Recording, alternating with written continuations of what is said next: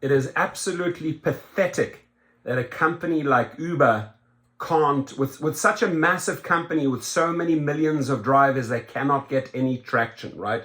They're at $30 again, right? They sometimes fight their way back up to 35, drop all the way down to 30. This is over 33% below what they first listed at, $45, right? And I'll tell you why. And the public needs to start seeing this, right? You don't have any faith investing into that stock when you have poor leadership on the top. And when I say poor leadership, a lot of those executives, in my eyes, need to be replaced because they are making disastrous decisions in the last few years, right? And that is why you are stuck here. And that is why the public, right, even the riders, have no faith in your stock. And the sooner, right, the investors open up their eyes and realize that that executive trash that's running your company is not going to bring you the returns. Why? Because there is such a disconnect, right? You have San Francisco and a little lone island here. You have investors sitting in Japan, in the Middle East and the United States, right? And then you have the entire workforce of drivers worldwide in all these countries hustling 24/7, bringing in the money. But the morale is super low.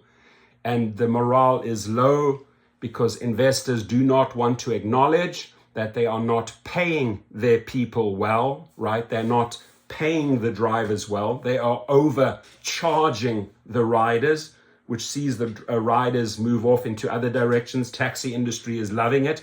And the investors are saying, why is this happening? Why is this happening?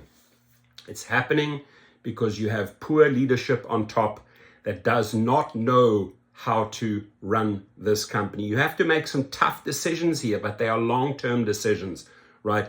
Their decisions are willy-nilly, just like you saw in Ukraine. Oh, let's switch off all the apps right when the war starts. And then a few days later, 5 days into the fight, oh, let's switch on the apps and start helping. So you have just the most poor leadership you could ever ask for, right, as an investor. And that is why you're stuck here, right? The other thing is, if you're getting bombarded, excuse the reference to bombarded, but if you're getting bombarded in the media daily because drivers are being killed, carjacked, murdered, stabbed, shot, raped, assaulted, do you think that's good for your stock price? Do you think that's the image that you want to portray to the public? No, the public has no faith in your company if that is what they read daily. And again, you fail to spend money in the right places. You fail to take care of safety for all drivers and riders. You can do so much more. Us drivers, us riders, know you can do so much more on safety, but you are just not willing to invest the dollars. You are not willing to say no to thugs and prepaid cards. And what you're doing is you're damaging your company long-term, and it will always remain there until you make some tough decisions. And this is a tough decision I will make for you. You know, riders need to be ID'd, pictures, no prepaid cars. When you start eliminating the trash, the thugs, the killers, the criminals, the rapists, right? Then you'd have less negative media. And the less negative media or killings reported in the media, the more the people say, oh wow, there is a turnaround. I'm not hearing about the negative news so often every day. And then people start getting the trust, right? And not necessarily the respect, but the trust back in the company. And that's when you'll see an upward movement. It's the same with the drivers. When you stop conning them with algorithms worldwide, I'm talking all of millions and millions of drivers, whether you're in Africa, Europe, United States, South America, Middle East, doesn't matter, Canada, right? When you start treating your drivers well, those millions of drivers, and then you see positive posts, oh, I've seen an increase in my earnings, right? Oh, wow, they are accommodating for the high gas prices, right? When you start seeing more positive reports in social media. Right now, dear investor, right now, Mr. Executive or Mrs. Executive or Miss or Mr. Mrs. Legal person at Uber, Lyft, and these other companies, right? The drivers, millions of them, are working against you on social media. They are destroying you on platforms like YouTube, Facebook, Instagram, Twitter, because they are voicing their upset. And you think that resonates with the public, right? Do you think that, oh, wow, there's a happy, great company? No. So once they stop all their... Come on now, that ain't even bullshit. That's horse shit. Exactly. That's absolutely horse crap. Once they stop that, right?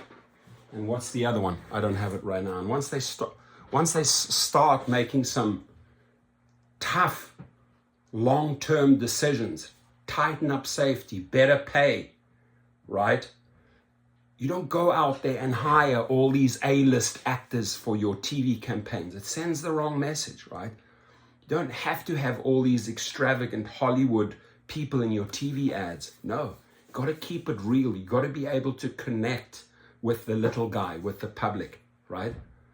If you think you're impressing them by hiring, Gwyneth Paltrow and all of these people for your TV ads, no, it doesn't. So their marketing is atrocious. Their safety is atrocious.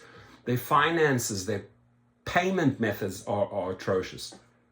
And here we have it. The stock price is atrocious. So when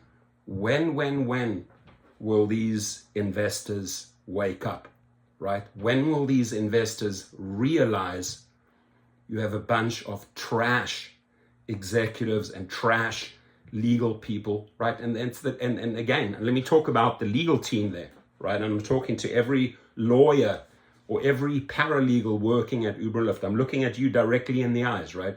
You are working for a sinking ship. You are working on ways of circumventing the law to cheat the law so that you can push out a little extra dollar profit here or there. That's who are you. That's who you are, the type of caliber person, the guys and girls working in the legal department at Uber and Lyft, right? The trash of the trash. Katie Weitzman, Vicky, Tony West, all of these people, just the absolute bottom of the barrel attorneys, right? And when they go out in the real world, they've been so disgraced by the Uber name that they can't even find a job, right?